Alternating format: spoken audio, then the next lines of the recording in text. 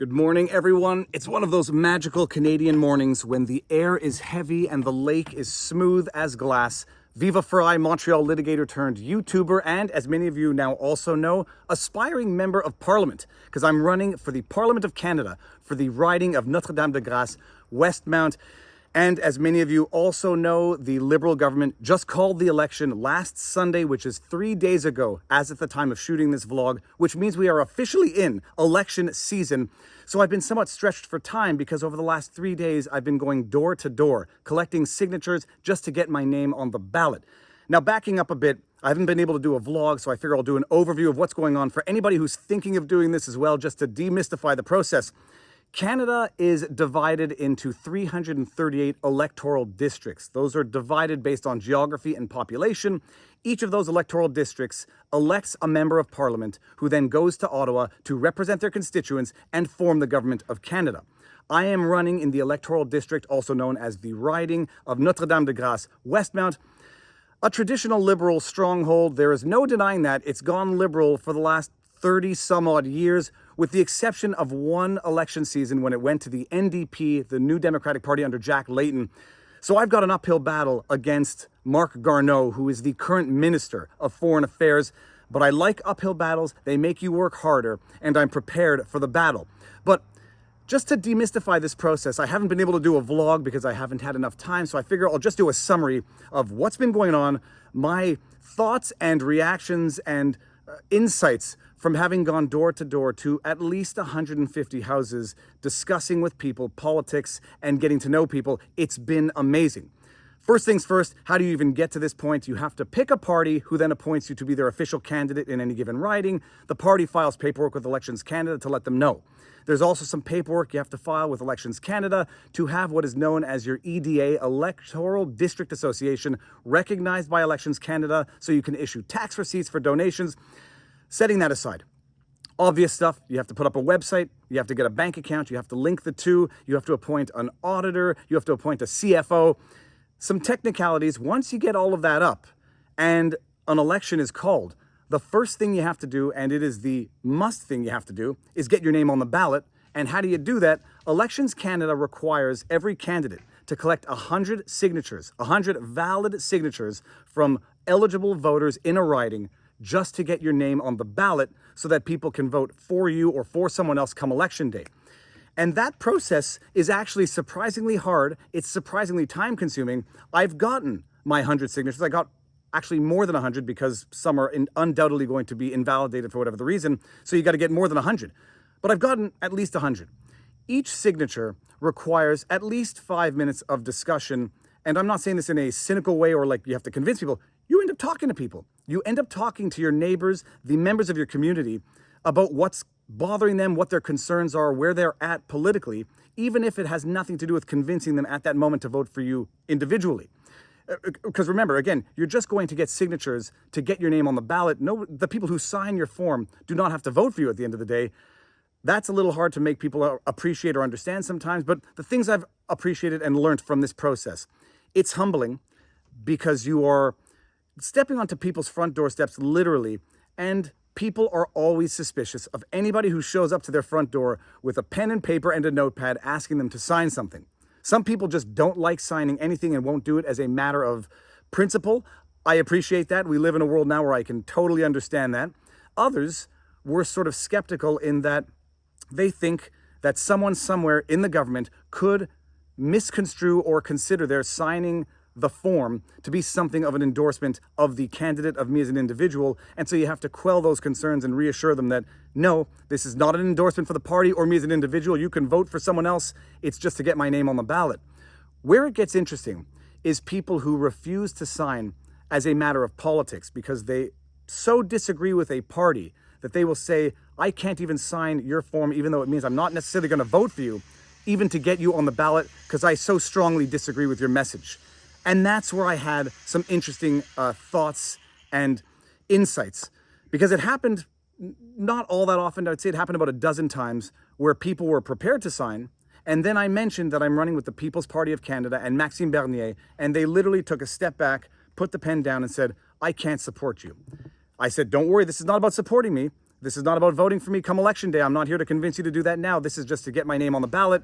And they still said, no, I can't even do it. I'm so politically unaligned, politically opposed to the PPC and Maxime Bernier, I can't even sign to get your name on the ballot. I'm not saying this to berate or degrade or demean this position. The funny thing is, this is not social media. You don't get to respond to that type of incident with a sassy, snarky response, and then you go on with your day and hope that your sassy response gets likes and retweets. These are members of your community. If you get elected, you have to represent these people anyhow, regardless of the fact that they feel that they're so politically unaligned from you that they can't even stand to get your name on the ballot. You have to represent them. You have to understand them, and you have to know what their concerns are.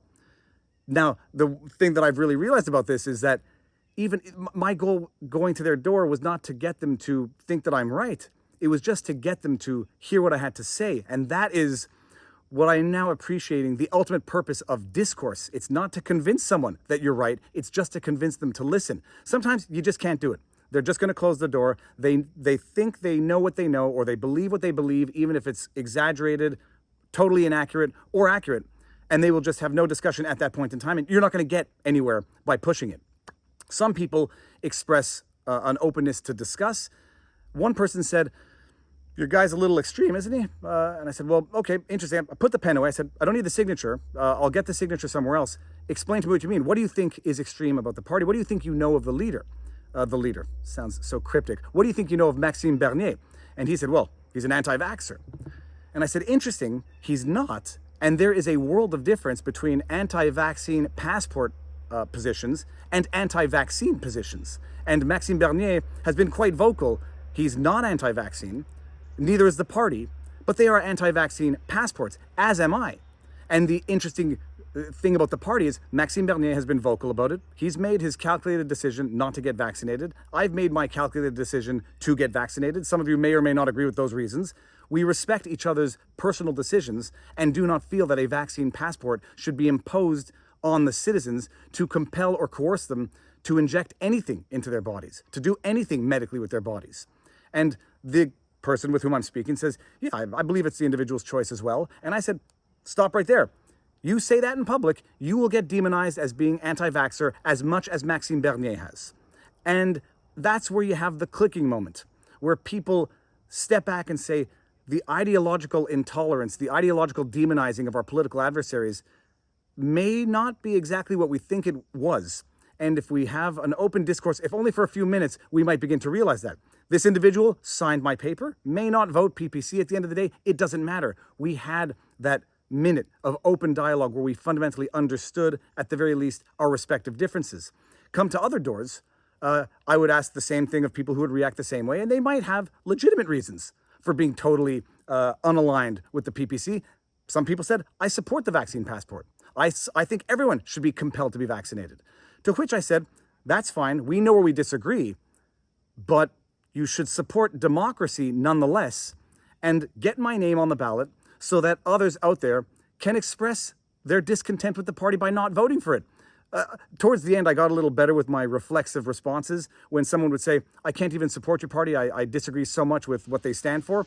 And I said, great. If you disagree with the party, you want to get my name on that ballot. You want me to see that nobody votes for me come the next election cycle. And you want me to appreciate that people think like you and not like me, and I am the outlier. Put my name on the ballot. Let me get embarrassed. And that should be your objective if you are so politically unaligned with the party. Sunlight is the greatest disinfectant. Let the people show me that what I think and what I believe is so fringe. It didn't always work. Some people just would not help a PPC candidate get on the ballot. I understand it. I respect it. The issue now is going to be, how do you open dialogue with people who think they know something about a party that is in fact probably hyper-exaggerated by a media that lacks credibility on the media front? How do you do it? I have the next 5 weeks to do it. But the one thing that I found interesting is the reaction to some would not even support getting my name on the ballot. Others were open to dialogue. The funniest thing I found was when you go to a door and you both realize that you both support the same party, and it's sort of like that moment where like, we're on the same page, and it's like a kinship. And it's good. It's an easy 5 minutes. You end up talking to them for 10 minutes anyhow because you have things in common and you want to get things off your chest. But this process was very interesting, going door to door, speaking with the people, seeing what they have to say, even hearing why they vehemently disagree with everything your party stands for. That's what the process is about. I still think at the end of the day, we have a lot more in common than we don't. And if people think that, you're going to find one political party with whom you're in alignment on all issues, they're wrong. Even within one party, there will be positions that you agree with and or disagree with. You are not going to be in agreement with every single policy of any given party. The issue is, are you in agreement on the ones that you find to be the most important or not? This election season is bringing up some very interesting and important questions of personal choice, freedom, the greater good, and what is the greater good. Some people think the greater good is everyone doing what the authorities tell you, sacrificing your individual liberties if they say it's necessary for the greater good. I happen to believe that the greater good is individual liberty, because over time, the greatest of atrocities are committed in the name of the greatest good. But we'll see. And at the end of the day, we'll see, because my name will be on that ballot. We're going to see how many people agree with what I have to say, how many people disagree, and whether or not there is, in fact, an undercurrent out there of people who might be beginning to realize that freedom is intrinsically good, and a party that promotes freedom as opposed to lockdowns, forced vaccinations, vaccine passports, micromanaging every aspect of citizen life might not be actually the greater good in the long run. So with that said, those are my thoughts. Those are my reflections. I'll do a vlog maybe tomorrow. Today we have a live stream with the Duran, which is going to be amazing at 1 o'clock. It's a little earlier than usual, but I'll put a link in the pinned comment so that people can tune into it if they miss it. Stay tuned, stay healthy, share the message. Open your minds to hearing what other people have to say, not to agree with them, if only to agree to disagree, but at the very least understand them. And with that said, enjoy the beauty of Canada. It's a beautiful place. Peace.